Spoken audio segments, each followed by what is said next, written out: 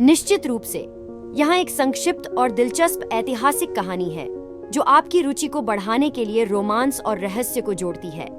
17वीं सदी के फ्रांस के पतनशील दरबार में भव्य समारोहों और गुप्त मुलाकातों के बीच एक करिश्माई काउंटेस और एक तेज तर्रार जासूस के बीच निंदनीय प्रेम संबंध ने एक मनोरम कहानी के लिए मंच तैयार किया। अपनी अद्भुत सुंदरता और बुद्धि के लिए प्रसिद्ध काउंटेस जेनेविव डुवाल ने वर्सेल्स के भव्य महल में विशेषाधिकार प्राप्त जीवन व्यतीत किया। किसी को भी संदेह नहीं था कि उसके ग्लैमरस चेहरे के पीछे उसने एक खतरनाक रहस्य छुपाया था।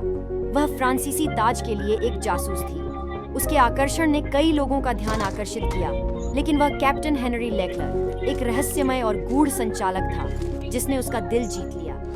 उनका भावुक प्रेम प्रसंग अंधेरे की आड़ में चोरी छिपे नजरों और महल के बगीचों में फुसफुसाए रहस्यों के साथ आयोजित किया गया था। चूंकि जेनेविव ने विदेशी राजनयिकों के बारे में खुफिया जानकारी जुटाने में अपनी जान जोखिम में डाल दी, हेनरी ने हर कीमत पर उसकी रक्षा करने की कसम खाई। हालांकि उनकी प्रेम कहानी खतरों से भरी थी। जासूसी की विश्वासघाती दुनिया में विश्वासघात का साया हमेशा छाया रहता था। जैसे ही राजनीतिक तनाव चरम बिंदु पर पहुंच गया, उनके प्यार को अंतिम परीक्षा में डाल दिया गया। क्या वे अपने देश के प्रति वफादारी चुनेंगे या एक दूसरे के प्रति निषिद्ध प्रेम?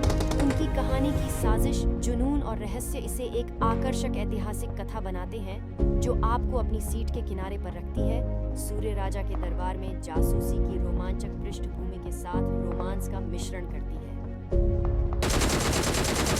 Please recall me.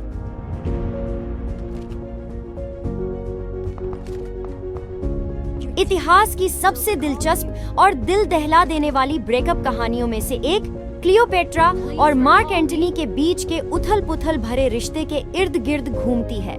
पहली शताब्दी ईसा पूर्व में राजनीतिक उथल-पुथल के समय मिस्र की रानी क्लियोपेट्रा और रोमन साम्राज्य के सबसे शक्तिशाली जनरलों में से एक मार्क एंटनी के बीच गहरा प्यार हो गया। उनके भावुक प्रेम संबंध ने राजनीतिक सीमाओं को तोड़ दिया, जिसके कारण एंटनी को अपने रोमन कर्तव्यों को त्यागना पड़ा और मिस्र में क्लियोपेट्रा के साथ जुड़ना पड़ा। इस निर्णय के कारण रोम में ऑक्टेवियन, जिसे बाद में सम्राट ऑगस्टस के नाम से जाना गया, के साथ सत्ता संघर्ष शुरू हो गया, जिसकी परिणति 21 ईसा पूर्व में एक्टियम की प्रसिद्ध लड़ाई में हुई।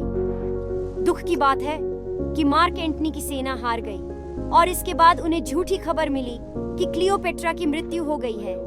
हताश और निराश होकर उसने अपनी जान ले ली। उनकी मृत्यु के बारे में सुनकर क्लियोपेट्रा ने भी प्यार में हताश होकर खुद को एक सांप से कटवाकर अपनी जीवन लीला समाप्त कर ली। क्लियोपेट्रा और मार्क एंटनी के प्यार और उनके दुखद निधन की कहानी ने सदियों से लोगों को आकर्षित किया है, साहित्य, कला और नाटक के अनगिनत कार्यों को प्रेरित किया है। राजनीतिक उथल-पुथल से टूटा उनका गहरा और भावुक संबंध इतिहास में प्यार और नुकसान की सबसे सम्मोहक कहानियों में से एक है, जो इसे सुनने वालों की आंखों में आंसू लाने में सक्षम है।